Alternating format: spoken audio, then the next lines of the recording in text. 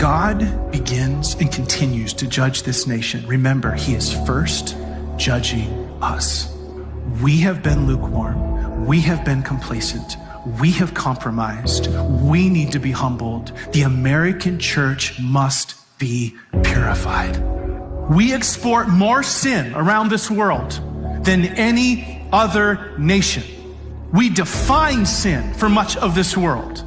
Now, this is going to offend a few of you, okay? But I'm just going to go there. I want you to know that I love you before I say this, okay? Listen, I know this is even true in our church. Because over the course of the last 18 months, you know what many of you have loved? You love it when I get up here and I preach about everybody else and how bad they all are. It's like, woo! And you're clapping and you're cheering. And then the moment 2 months ago, when I started preaching sermons, not about out there, but about in here and about your marriages and about our families, and about our children and how we're treating one another, I got more emails and more letters and more claws crossed arms than I ever get. See, the problem is that a lot of us love our self-righteousness. They're the problem. America's going to hell in a handbasket because all of them.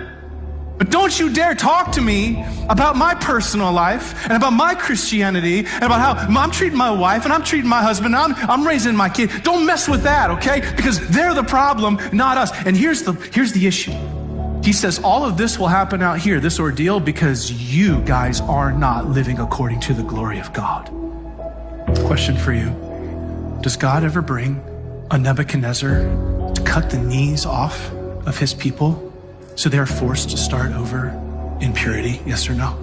Is it not possible that God could bring a Kamala to cut the knees off of a people who have so radically turned their back on the living God, so that the true church rises up and walks again as pilgrims in a land pure and clean and white as snow? Is that not possible? Which means, if that is what God will do, he says, it is our responsibility to embrace the suffering. Embrace the Nero.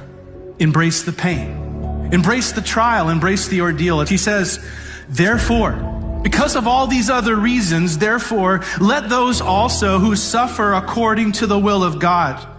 Let everyone who suffers remember that it is God's will that is allowing and permitting and causing this suffering. He says, and let them entrust their souls to a faithful Creator in doing what is right. In fact, he's inventing a title right there. Faithful, meaning God is good and God is benevolent, and Creator, meaning God is sovereign and God is omnipotent, right? He's saying you have a God, he's on the throne and he is good and you can trust him with this.